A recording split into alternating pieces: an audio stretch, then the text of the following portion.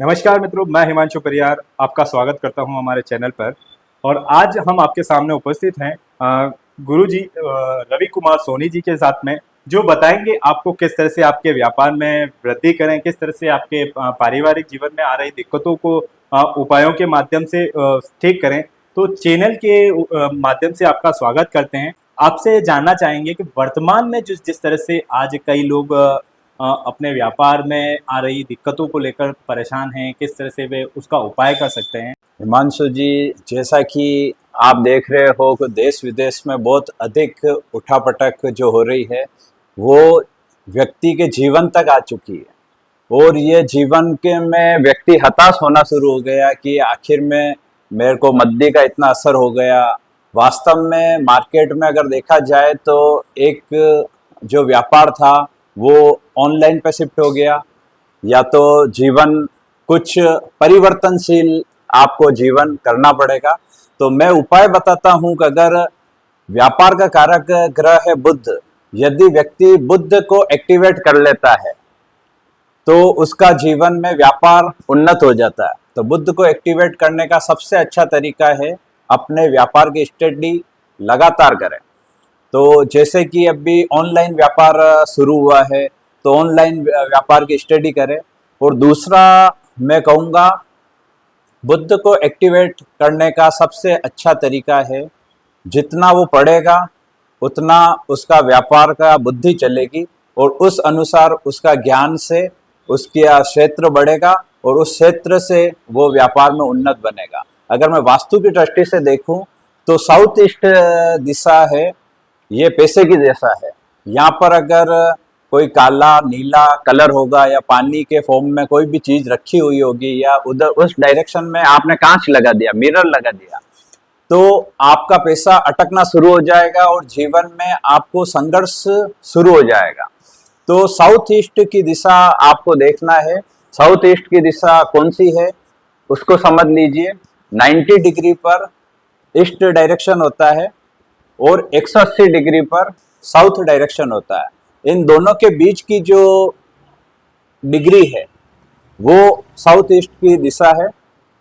इस डायरेक्शन में आप अपने दुकान पर, अपने मकान पर इस डायरेक्शन में देखें। यदि यह इनबैलेंस है, यह तत्वों से देखा जाता है, जैसा कि मैंने कलर और आपको कांच और पानी के रूप में बताया। अगर यहाँ पर इनबैलेंस है तो पैसा आपका रुक जाएगा। दूसरा एक और है कि साउथ वेस्ट की जो डायरेक्शन है यह स्थायित्व देने वाली है। मतलब व्यापार में आपका जो रिलेशन कैसे मेंटेन होंगे। आपके रिलेशन अगर बिगड़ रहे हैं, आपके जो क्लाइंट है आप पर भरोसा नहीं कर पा रहे हैं, आपके क्लाइंट आपको छोड़ के दूसरी जगह जा रहे हैं, तो आपका साउथ वेस्ट डिस्टर्ब है। उसको देखने का एक सीधा सा तरीका बता दूं, वहाँ पर ग्रीन कलर आ गया, रेड कलर आ गया, या कि वहाँ पर ब्राउन कलर आ गया, कोई लकड़ी का भंगार पड़ा हुआ है या पानी का कोई ऐसा साधन पड़ा हुआ है, तो साउथ वेस्ट आपका डिस्टर्ब है। वहाँ पर लेटरिंग भी नहीं होनी चाहिए। टॉयलेट सीट अगर वहाँ पर है तो वहाँ पर दिक्कत बनती है। ये दो मुख्य कारण है व्यापार की, जो व्यापार में दिक्कतें देते हैं। इन दो डायरेक्शन को अगर आप देख लेते हैं तो आपके जीवन में व्यापार और आपका परिवार ये दोनों ही खुशहाल हो सकते हैं। गुरुजी, आजकल काफ़ी सोशल मीडिया के माध्यम से देखने को मिला है कि कई तरह की ज्योतिष शिक्षा के माध्यम से लोग एक अपना जीवन आसान बनाने के लिए ज्योतिषाचार्य के पास में जाते हैं। तो कितनी तरह की ज्योतिष मतलब शिक्षा पद्धति होती है? क्योंकि कई बार देखने को मिलता है कोई न्यूमरोलॉजी के आधार पर किसी को उपाय बताता है, कोई कुंडली के आधार पर बताता है, कोई अपनी जन्म कुंडली के आधार पर बताता है। तो क्या इन उपायों से वाकई में किसी का जीवन बदल सकता है, या कुछ हद तक इस पर अपन कुछ उपाय उसको राहत दिला सकते हैं? ये भी आपका बहुत अच्छा प्रश्न है, क्योंकि आजकल आप YouTube पर भरमार देखेंगे कि कोई आपको बता रहा है कि आप 9 अंक यहाँ पे लिख लें, कोई बता रहा है कि कोई ऐसा वर्ड बोलें तो उससे आपके पास पैसा आ जाएगा। एक्चुअल में आप अगर साइंस अगर आप समझते हैं तो आप अगर लाइट का खटका दबाएंगे तो ही रोशनी से बिजली जलेगी।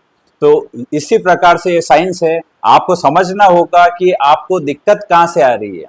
उसके लिए आपको ज्योतिष की समझ होनी चाहिए, अंक ज्योतिष की समझ होनी चाहिए और वास्तु की समझ होनी चाहिए। आखिर में कई बार व्यक्ति अपने नाम चेंज करवा लेता है, कई बार व्यक्ति कई रत्न पहन लेता है, कई बार व्यक्ति क्या होता है कई वास्तु करवा लेता है, कहीं कुछ करवा लेता है, फिर भी उसको रिजल्ट नहीं आ पाते हैं। उसका मुख्य कारण है कि जब तक उसको ये समझ में नहीं आएगा कि ये कारण क्या है। जैसे कि अभी मैं हाल ही में एक व्यक्ति के पास गया जो कि करीब 8-10 वास्तुशास्त्रियों को बुलाकर उसने काम करवा चुका था। एक्चुअल में हर एक व्यक्ति माहिर नहीं हो पाता है। अब उन्होंने वास्तुशास्त्री को बुलाकर 8-10 वास्तुशास्त्रियों को बुलाकर उन्होंने काम करवाया, लेकिन उनको जो प्रॉपर रिजल्ट चाहिए था वो नहीं मिल पाया। तो उसका कारण ये था कि उन्होंने कुंडली के आधार पर वास्तु नहीं करा। तो कुंडली के आधार पर क्या होता है कि किसी व्यक्ति के शनि की दशा चल रही है तो उसके आधार पर उसकी दशा के अनुसार उसकी दिशा देखी जाती है कि ये शनि इस डायरेक्शन में बैठा हुआ है तो इस डायरेक्शन से वो उसकी दृष्टि यहाँ पर डाल रहा है। तो उस डायरेक्शन से अगर अपन कुछ इनबैलेंस है तो उसको बैलेंस कर दिया जाएगा, तो उससे एस्ट्रो वास्तु कहा जाता है। उस एस्ट्रो वास्तु के तहत आप जैसे ही वो कार्य करते हैं तो वो आपका काम होना शुरू हो जाता है।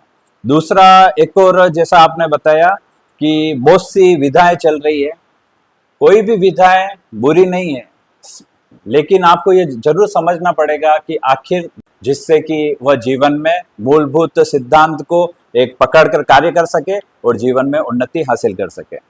ज्योतिष के ऊपर कई सवाल उठते हैं। ज्योतिष में जिस तरह से कहते हैं कि भाई आप कुंडली के अकॉर्डिंग ये उपाय करो तो इससे ये होगा, तो कई बार ऐसा देखने को मिलता है कि जैसे भगवान राम की भी एक ही राशि थी और रावण की भी एक ही राशि थी, तो दोनों में जिस तरह से अलग अलग कर्म देखे गए हैं, तो उसे किस तरह से देखते हैं और क्या उस पर कहना चाहेंगे? देखो, आपने बहुत सटीक आपने जो प्रश्न किया है। रावण जितना विद्वान उस काल में कोई नहीं था, और राम जी जितना जो समातुल्य और एक वीर योद्धा और एक राजा के रूप में उन्होंने एक वनवासी के रूप में अपना जीवन व्यतीत किया। राम और रावण की पत्रिका अगर मैं देखूं तो लगभग कई समानता मिल जाएगी आपको। इसी प्रकार ये प्रश्न जैसे अगर मैं देख रहा हूं तो कृष्ण और कंस दोनों एक ही राशि के हैं, लेकिन दोनों में शत्रुवत व्यवहार। आप ये देखना कि कोई भी राशि का जो स्वामी होता है, आप स्त्री और पुरुष में कभी लड़ाई क्या होती है, अलग तरह की होती है, और पुरुष पुरुष में लड़ाई अलग तरह की होती है। एक ही राशि के जब भी व्यक्ति होते हैं, जब उनका या मित्रता या दोस्ती होती है, तो वहां पर कुछ ना कुछ एक मधुरता या तो अधिक आती है या दुश्मनी अधिक आती है। तो इसमें मैंने देखा है कि राशि वेग बोला जाता है इसको, कि एक ही राशि जब होती है तो उसमें राशि वेग के कारण यह स्थितियां उत्पन्न होती है और वह दुश्मनी का कारण बनती है। तो क्या ऐसे क्या उपाय करें कि एक ही राशि देखने को मिले, एक ही भी समान होता है, पति पत्नी का भी नाम समान होता है, तो उनमें भी कई ऐसी परिस्थितियां देखने को मिली है, कई ऐसे देखने को मिले हैं कि आपस में उनकी नहीं बन पाती, तो क्या उपाय करें जिससे उन दोनों में बन पाए? जैसा कि मधुर संबंध के लिए अपने वैचारिक मतभेद को दूर करने के लिए एक डायरेक्शन और मैं बता देता हूँ। नॉर्थ वेस्ट डायरेक्शन है आपके सहयोगियों की दिशा। जब नॉर्थ वेस्ट डायरेक्शन में व्यक्ति का, ये चंद्रमा की दिशा है, यहाँ पर लकड़ी का फॉर्म में अगर कोई चीज होगी तो आपको नुकसान करेगी। कोई भी भंगार या ग्रीन कलर का आइटम होगा तो यहाँ पर ये दिक्कतें देगा। अगर नॉर्थ वेस्ट डायरेक्शन में आप अग्नि संबंधित वस्तुएं आप कर रहे हो तो भी वो इतनी, वो जीवन में आपके जो साथ में सहयोगी हैं या आपके सहयोगी मित्र हैं, वहाँ पर आपको दिक्कतें देना शुरू करती है। और जीवन में आपके दोस्त, आपके रिश्तेदार और आपके जो परिवार है, जिसमें पति पत्नी या पुत्र, उनमें भी विवाद उत्पन्न मैंने देखे गए हैं। साउथ वेस्ट और नॉर्थ वेस्ट, ये दो डायरेक्शन इसके लिए मैं रेस्पॉन्स मानता हूँ। इन दो डायरेक्शनों को अगर आप सही कर लेते हैं तो ये आपके ज़िंदगी में इस प्रकार की दिक्कतें नहीं आएगी। यदि आपकी पत्रिका में सप्तम भाव में राहु, शनि, इस प्रकार के ग्रह जो विच्छेदात्मक ग्रह हैं, तो आपको आपके व्यापार क्षेत्र में इस प्रकार की दिक्कतें आती है, वैवाहिक जीवन में इस प्रकार की दिक्कतें आती है। और यदि आपके दूसरे भाव में सूर्य, शनि, राहु इस प्रकार के ग्रह हैं तो इस प्रकार की दिक्कतें आती है। तो उनके समाधान के लिए हम कुछ पर्टिकुलर राशि को देखकर, कुंडली को देख समाधान देते हैं और इस पे संभव कर सकते हैं कि यह प्रयत्न किया जा सकता है कि उसके अंकों से भी प्रयत्न किया जा सकता है कि उसके जीवन में मूलभूत परिवर्तन आ जाता है। गुरुजी, वर्तमान में जिस तरह से माहौल बना हुआ है, वर्तमान में जिस तरह की सिचुएशन में, तो क्या उपाय करें जिससे तत्काल किसी को अगर फंड की आवश्यकता है तो वो एक बार उसका मनोकामना पूर्ण हो पाए? ऐसा कोई उपाय? ये आज के समय में बहुत ही जरूरी है, तो उसके लिए मैं एक दिशा बता देता हूँ आपको। साउथ ईस्ट दिशा, साउथ ईस्ट दिशा भरपूर पैसा देने वाली दिशा है। और दूसरी नॉर्थ दिशा, उत्तर दिशा नए अवसरों को देने वाली है, नए ग्राहकों और नए क्लाइंट, नए जो आपके जीवन में विशेष परिवर्तन देने वाली दिशा है। उत्तर दिशा में पीला कलर, रेड कलर या इसकी कोई भी फैमिली, मतलब ऑरेंज कलर या कुछ इस टाइप से, जो कि अग्नि तत्व के कलर हैं और पृथ्वी तत्व के कलर हैं। यहाँ पर कोई कबाड़ या कुछ भंगार या कुछ इस तरह से अगर पड़ा है तो आपके जीवन में अवसरों की कमी हो जाएगी।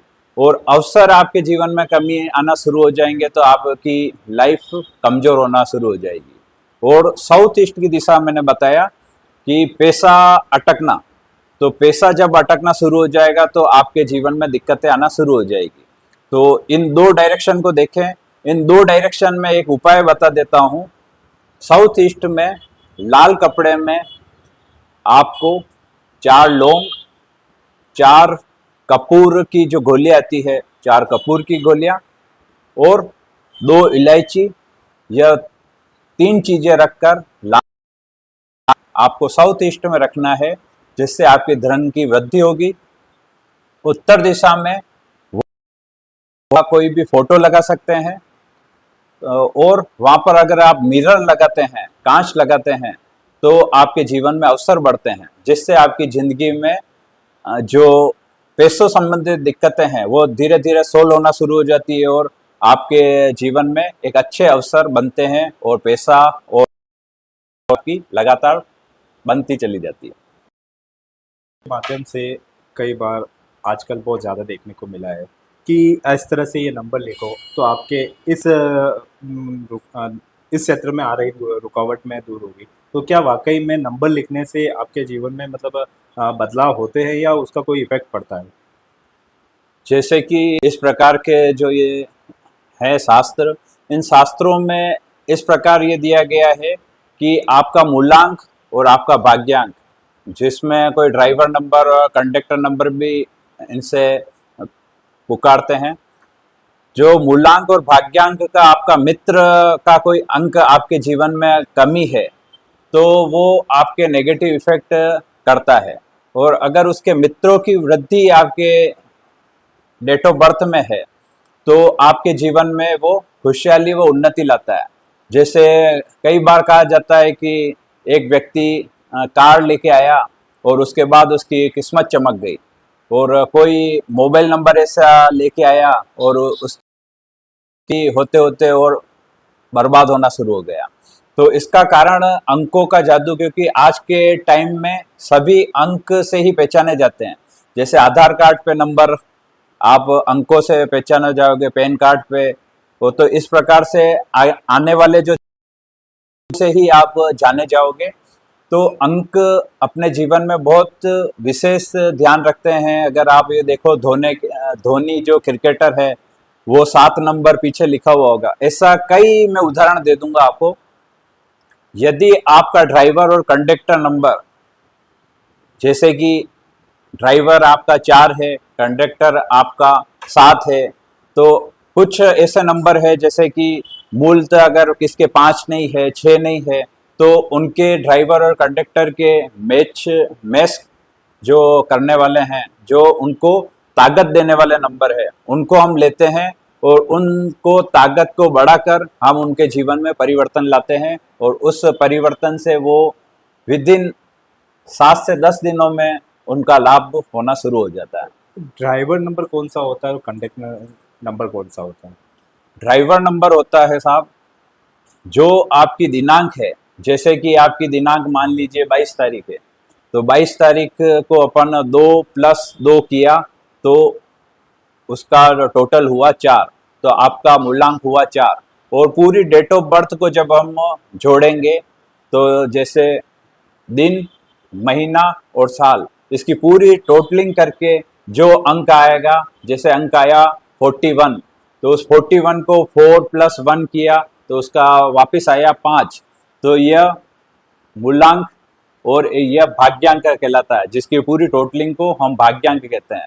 भाग्यांक का मतलब ड्राइवर होता है और मूलांक का नंबर, भाग्यांक का कंडक्टर होता है और मूलांक का जो है ड्राइवर होता है।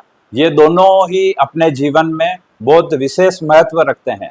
भाग्यांक आपके भाग्य को बताता है कि आपका भाग्य किस दिशा में चल रहा है, और कंडक्टर जो कि मूलांक यह बताता है कि आपको जीवन में किस लिए आप इस धरती पे प्रकट हुए हो, मतलब आपका जन्म किस लिए हुआ है। तो ये दोनों ही चीज बड़ा महत्व रखती है, इसके बीच में ही जीवन है। तो अंकों का जादू के तहत हम ये बताते हैं कि आपके अगर इन दोनों चीजों को बैलेंस कर लेते हैं तो आपका जीवन सुंदर और सुखद बन तो जाता है। क्या इन नंबरों में भी कोई अच्छे नंबर और बुरे नंबर होते हैं? देखो, हर एक व्यक्ति के लिए, जैसे अगर मैं कहूँ कि आपको मैं बोलूँ कि हमारे राजस्थान में राबड़ी मिलती है, तो आपको कहूँ राबड़ी पियेंगे, तो आप कहोगे नहीं यार मैं राबड़ी नहीं। आपको बोलूँगा खीर पियेंगे तो आपका जीव खुश हो जाएगा, खीर पियेंगे। तो उसी प्रकार क्या है, मनोस्थिति अलग होती है, तो विचार स्वाद सब अलग होता है, पहनावा अलग होता है। उसी प्रकार ग्रह भी अलग अलग होते हैं, अंक भी अलग अलग हर एक व्यक्ति के लिए काम करते हैं। यदि कोई व्यक्ति उसका मूलांक और भाग्यांक के अनुसार उसका कोई मित्र अंक अगर आप ग्रहण कर लेते हैं तो आपकी उन्नति होना निश्चित होती है। वर्तमान में कई ऐसे मामले देखने को मिले हैं कि पारिवारिक उठापटक पे कई ज़्यादा चल रही है। तो पारिवारिक तालमेल को लेकर क्या उपाय किए जाए जिससे परिवार में सुख शांति बनी रहे, परिवार में खुशहाली बनी रहे? क्योंकि कई बार ऐसी स्थिति आजकल देखने को मिली है कि परिवार में पत्नी कहीं और है, पति कहीं और है, कई बार तलाक के ऐसे किस्से भी देखने को मिले। तो क्या कारण और क्या उपाय किए जा सकते हैं जिससे परिवार में एक तालमेल बन रहे?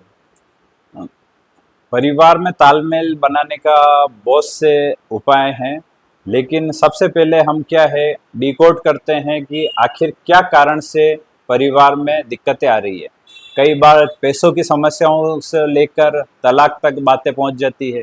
कई बार ज़्यादा अफेयर होने के कारण वो व्यक्ति को पसंद नहीं कर पाते हैं। तो कई कारण है, तो उन कारणों को पहले हम स्टडी करते हैं, दोनों की कुंडली लेते हैं, उनके आधार पर उनकी पत्रिका को देखते हैं, उनके मूलांक और भाग्यांक आपस में मित्र हैं क्या या शत्रु हैं। शत्रु है तो उनको किस प्रकार से अंकों को बैलेंस किया जाता है।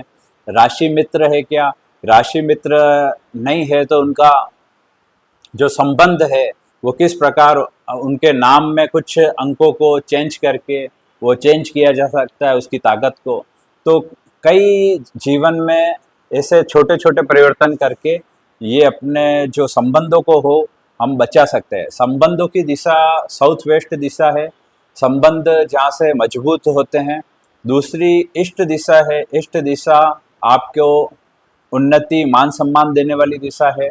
कई बार क्या होता है कि आपको ये होता है कि मेरे को ये मान सम्मान नहीं दे रही, मेरे को इज्जत नहीं कर रही, तो कारण अपन को समझना पड़ेगा कि आखिर में उसकी पत्रिका में और वो हमें क्या बता रही है, किस कारण से वो उसके जीवन में ऐसी दिक्कतें आ रही है, तो कारण जानेंगे तो उसका समाधान जरूर मिलेगा। कोई गुरुजी अगर वर्तमान में देखा जाए तो किसी के पास में कुंडली हो या नहीं भी हो, या कोई गुरु अगर गुरु के पास में नहीं जा सके तो चैनल के माध्यम से अगर वो देख रहे हैं, तो ऐसा कौन सा उपाय करें कि जिससे जो परिवार बिखरने की स्थिति में हो, तो वो उपाय करने से एक बार तो उनको राहत मिल सके और दोनों में। बहुत अच्छा प्रश्न आपका कि कई बार होता है कि अपने जो क्षेत्र में है कोई पंडित नहीं होने की वजह से वो जन्म पत्रिका नहीं बना पाते, या कोई कई बता देता हूँ। एक पीले कपड़े में आप दाल और चावल ये दोनों को बांधकर साउथ वेस्ट डायरेक्शन में रख दें, और वहाँ पर नित्य संध्या काल में, संध्या काल होता है जब सूर्य ना डूबा ना उगा हुआ हो, मतलब एक गुलाबी रोशनी लिए हुए होता है, गोधूली वेला बोलते हैं। काल में आपको वहां पर 7 दिन तक दीपक जलाना है। धीरे धीरे कि आपके जीवन में जो मधुरता जो आना धीरे धीरे शुरू हो जाएगी, और जो अनबन हो रही थी वो एक प्रेम में कन्वर्ट होना शुरू हो जाएगी। यहाँ के जो साउथ वेस्ट के देवता पितृ देवता हैं, पितृ देवता के कारण ही जीवन में आप ये देखोगे पितृ दोष हो गया, इस वजह से इसके जीवन में ये उठापटक हो रही है, ये जीवन में कुछ कर नहीं पा रहा है। तो ये छोटा सा उपाय अगर आप कर लेते हैं तो निश्चित आपको लाभ मिलेगा। वर्तमान में जिस तरह से सिचुएशन चल रही है, लोगों पे कर्ज, ऐसे उपाय वो ढूंढते हैं कि जिससे उनके कर्जों में राहत मिले या व्यापार में वृद्धि हो, तो ऐसे कौन से उपाय करें वो जिससे वो कर्जे से मुक्त हो पाए। जैसा कि देखो, अगर उपाय अगर मैं सभी के लिए कॉमन उपाय में कहूँ तो साउथ ईस्ट में यदि कोई रेड बल्ब लगा लेता है तो उसके जीवन में क्या है कि पैसा जो अटका हुआ है, जो पैसे की गति रुकी हुई है, तो वो एक छोटा सा जीरो बल्ब का भी अगर रेड बल्ब लगा लेता है तो उसके जीवन में पैसों का रोटेशन होना शुरू हो जाता है। जैसा कि उसके दुकान में पूंजी कम है लेकिन रोटेट नहीं हो पा रही है, तो वो रोटेशन होना शुरू हो जाता है। वो साउथ ईस्ट डायरेक्शन में एक रेड बल्ब लगा ले। दूसरा, नॉर्थ डायरेक्शन, नॉर्थ डायरेक्शन में यदि वो ब्लू बल्ब लगा ले तो उसके जीवन में अवसर आना शुरू हो जाते हैं, क्लाइंट का फ्लो बढ़ना शुरू हो जाता है, और जीवन में नए नए अवसरों से वो उन्नति करना शुरू कर देता है। और तीसरा, एक और जो है north west direction, north west direction में हम अधिकतर व्हील चैम जो घंटी होती है वो हम लगवाते हैं, और ऐसी जगह लगनी होती है जिससे कि वो हवा से हल्की सी बजना शुरू होवे। तो वो अगर नॉर्थ वेस्ट डायरेक्शन आपका अगर अच्छा होगा और वो घंटी अगर वहाँ पे बजेगी तो आपके जीवन में जो आपके सहयोगी मित्र हैं वो आपको सहयोग करेंगे और उसके माध्यम से आप लाभ कमाना शुरू कर दोगे। तो ये 3 डायरेक्शन अगर आप ये 3 उपाय कर लेते हैं तो निश्चित व्यक्ति के जीवन में जो दिक्कतें आ रही है वो एक बार दूर हो जाएगी और धीरे धीरे वो उन्नति करना शुरू कर लेगा। जैसा कि वर्तमान में सोशल मीडिया पर एक और किस्सा बहुत, मतलब एक उपाय बहुत जोरों पे चल रहा है, और जिसका राहु केतु का उपाय।